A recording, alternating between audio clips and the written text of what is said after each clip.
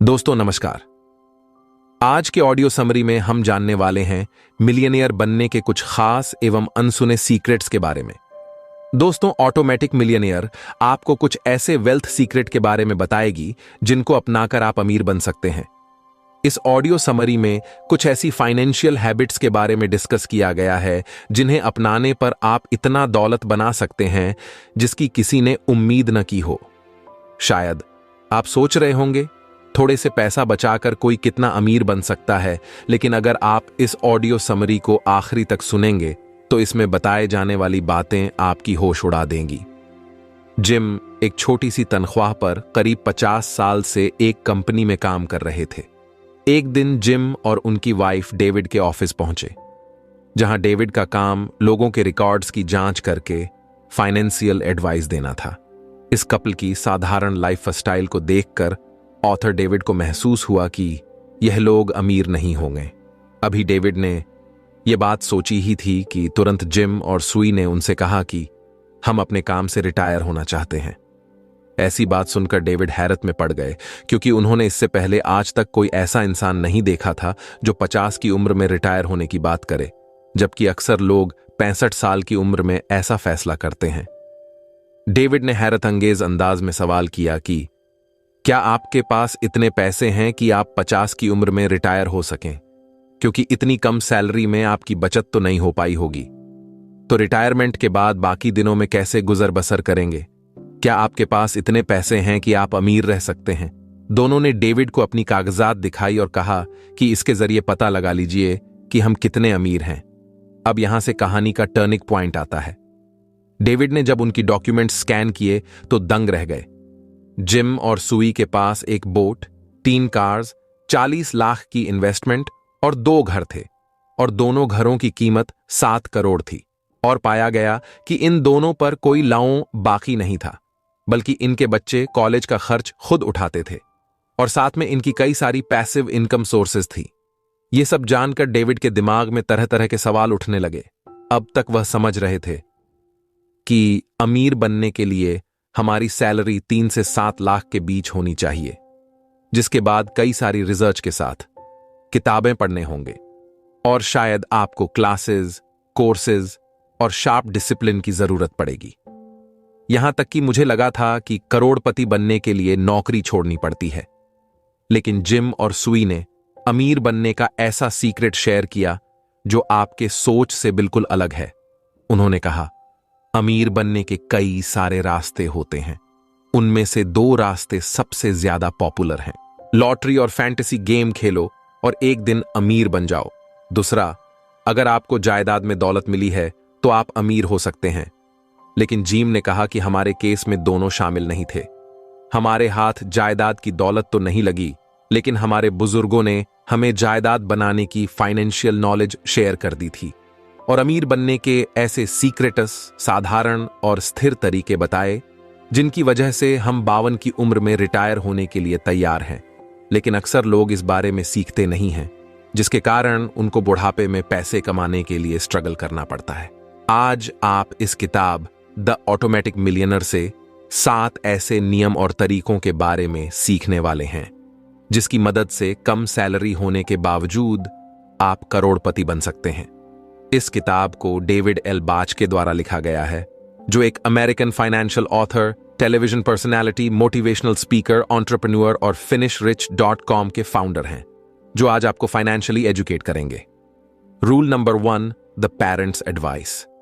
एक दिन डेविड ने कॉलेज में एक महंगी कार आती हुई देखी।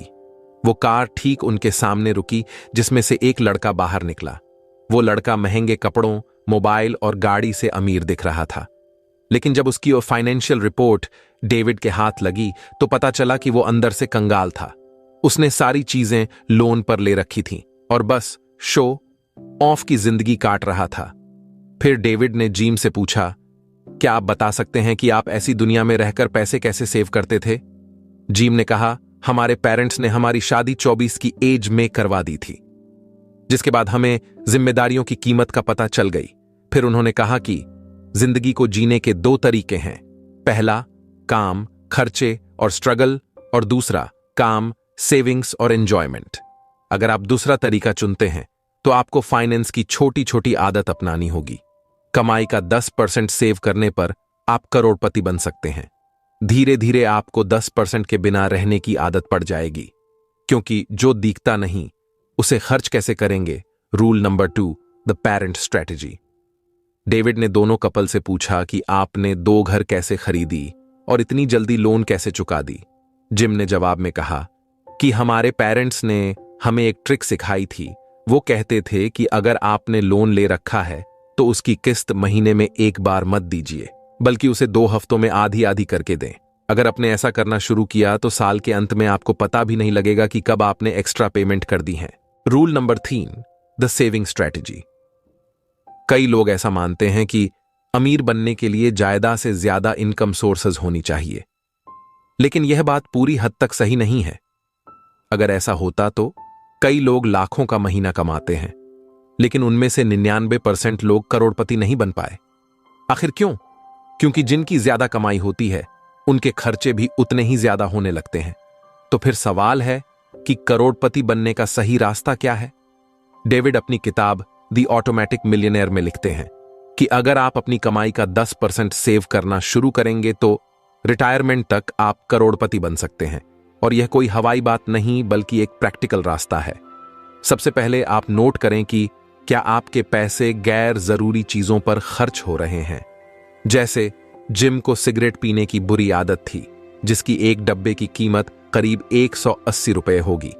अगर 30 से मल्टीप्लाई किया जाए तो महीने के 5,400 रुपए बनते थे। जिम के इस कैलकुलेशन के बाद उसने हर गैर जरूरी चीजों पर लगाम लगाया जो उन्हें रिटर्न में कुछ नहीं देती थी। इस तरह आप देखें कि क्या आपके पैसे cigarette, soft drink, fast food, memberships और इंटरनेट प्लान्स में खर्च हो रहे हैं।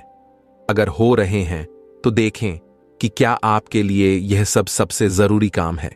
क्या आप इनके बगैर जिंदा नहीं रह सकते हैं? क्या आपके पास इन सब के लिए दूसरा रास्ता नहीं है?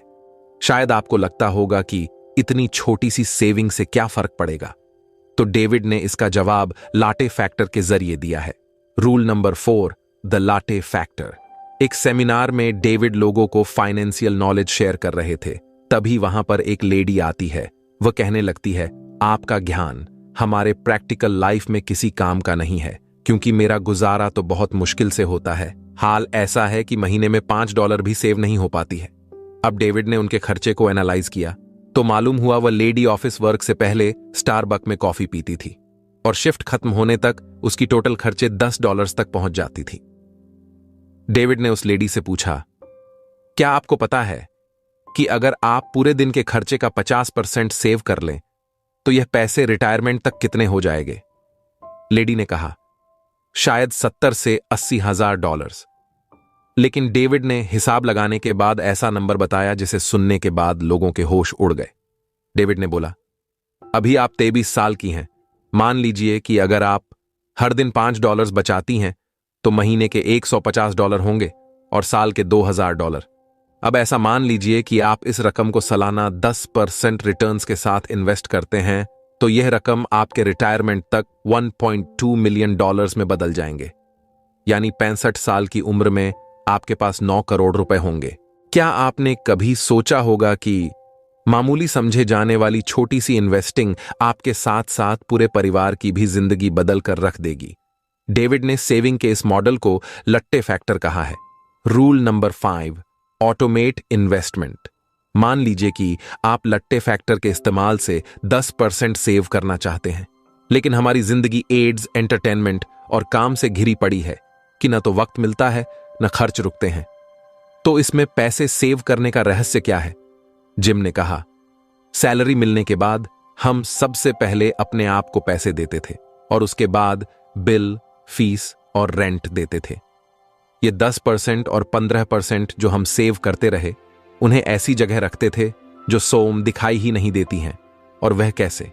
हमने इस प्रोसेस को ऑटोमेटिक कर दिया था। हर महीने की सेविंग्स को वॉलंटरी प्रोविडेंट फंड की हेल्प से कटवाई थी। ये SIP यानी सिस्टमैटिक इन्वेस्टमेंट प्लान की तरह होता है, जिसमें हर महीने एक फिक्स्ड मनी डिपॉजिट होते रहती है। इसके साथ हमने म्यूचुअल फंड, इंडेक्स फंड और पेंशन फंड की मदद से पैसे को ऑटोमेट मोड पर डाल दिया। उस जमाने में ऐसा करना थोड़ा मुश्किल प्रोसेस था, लेकिन आज कल तो ऐसा करना आसान है, बल्कि घर बैठे बैठे ऐसा किया जा सकता है। मोबाइल पर कई सारे सॉफ्टवेयर आते हैं, तो आप इसकी शुरुआत आज से ही शुरू कर सकते हैं, जिसके लिए सबसे पहले अपना डीमैट अकाउंट खुलवाएं, और इसके लिए आप अपस्टोक्स की मदद ले सकते हैं, क्योंकि इसका यूजर एक्सपीरियंस बेहतर है और पर्सनली मैं इसे इस्तेमाल करता हूं। अब चलिए एक आम आदमी की जिंदगी की एनालिसिस करते हैं। सुबह उठकर ऑफिस जाते हैं, कैसे जाते हैं यह भी जरूरी है, आखिर उसके लिए भी पैसे लगते हैं। मान लेते हैं कि आप अपनी गाड़ी से ऑफिस जाते हैं और आपके पेट्रोल का करीब 100 रुपए बनता है। थोड़ी देर काम करते हैं, फिर लंच के बाद सिगरेट की तलब होती है। मान लेते हैं कि आपकी सिगरेट, चाय, नाश्ते में करीब 278 रुपए खर्च हुए। पूरे महीने का 8,340 रुपए, साल का 1,80,000 रुपए के करीब, और 10 साल का हुआ 10 लाख के करीब। अगर आप चाहें तो इसमें से गैर जरूरी काम को रोककर कितने सारे पैसे बचा सकते हैं, जैसे सिगरेट, एक्स्ट्रा चाय की कप, और फिर ऑफिस जाने के लिए आप कार शेयरिंग और पुलिंग कर सकते हैं। ऐसे काम से खर्चे कम हो जाएंगे। Rule number 6, don't run for budget. Author David आपको बजट करने से मना करते हैं। वह लिखते हैं कि पहली बात, बजट करना बहुत मुश्किल काम है, क्योंकि इसमें आप अपने खर्चे का एक लिमिटेशन सेट करते हैं और आप किसी कीमत पर इस लिमिट को क्रॉस करना पसंद नहीं करेंगे। लेकिन मान लीजिए आप कहीं बाहर गए और आपका कुछ खाने का बहुत मन कर गया, या फिर कोई चीज खरीदने का मन किया। इस कंडीशन में आप चाहे तो अपने मन को मारकर घर चले जाएंगे, या फिर कहेंगे कि आज खा लेते हैं और खरीद लेते हैं, बाकी अगले दिन मैनेज कर लेंगे। लेकिन हिसाब के बाद ऐसा सिलसिला चलता रहेगा और आखिर में ऐसा मोड़ आएगा जहां आप हिम्मत हार देंगे और बजटिंग करना बंद हो जाएगा। इसलिए डेविड के मुताबिक आपको ऑटोमेशन का रास्ता चुनना चाहिए, जिसके लिए आपको SIP, PPF, म्यूचुअल फंड या फिर शेयर मार्केटिंग की मदद लेनी होगी। Rule number 7, don't run for budget. Emergency fund. अभी आपने जो सुना समझा वह यही बताता है कि बचत कीजिए। सबसे पहले अपने आप को पे कीजिए, सेविंग और इन्वेस्टमेंट को ऑटोमेट कीजिए। अब मान लीजिए कि खुदा न खस्ता आपके साथ कोई इमरजेंसी सिचुएशन आ जाती है, तो क्या आपके पास इतने पैसे हैं जिसे आप किसी इमरजेंसी टाइम को हैंडल कर सके? क्या आप इस घमंड में तो नहीं कि आपको कुछ नहीं हो सकता है? चलो इस बात को भी सच मान लेते हैं, लेकिन इसकी क्या गारंटी है कि आपके परिवार वालों के साथ कोई मुसीबत नहीं आ सकती है? या अगर आपको लगता है कि मैं तो अपने काम में बहुत अच्छा हूं, तो कंपनी मुझे नहीं निकालेगी, लेकिन इसकी भी गारंटी नहीं ली जा सकती कि वह कंपनी कभी लॉस में नहीं जा सकती है, और क्या वह बंद नहीं पड़ सकती है। बल्कि पैंडेमिक के बाद आप ऐसा नहीं कह सकते हैं। इसलिए सेविंग्स करने की फाइनेंशियल हैबिट हर तरह से आपके फायदे के लिए होगा। इमरजेंसी के वक्त यह आपको हिम्मत देगी और साथ ही इसके जरिए आप किसी गरीब की मदद कर सकते हैं। तो शुरुआत आज से करें। इस ऑडियो समरी में बताई गई 7 की पॉइंट्स को कमेंट में मेंशन करें, ताकि यह नॉलेज आपकी मेमोरी में स्टोर हो जाए। दोस्तों, अब तक आप समझ गए होंगे कि आपकी जितनी कमाई होती है उसका 10 से 15% सेव करना चाहिए, जिसके लिए ऑटोमेशन का इस्तेमाल किया जा सकता है। अपनी सभी इन्वेस्टमेंट प्लान को और फंड मैनेजर की अच्छी तरह से जांच करें। बजटिंग करने पर ध्यान न दें और इमरजेंसी फंड पर काम करें। और बाकी की टेक्निकल टर्म्स को सीखने के लिए आप इस किताब को जरूर पढ़ने की कोशिश करें। यह फाइनेंशियल नॉलेज आपके साथ साथ आपके पूरे पीढ़ी को काम आएगी। तो दोस्तों, इस वीडियो में बस इतना ही। आपको यह ऑडियो समरी कैसी लगी हमें कमेंट करके जरूर बताएं।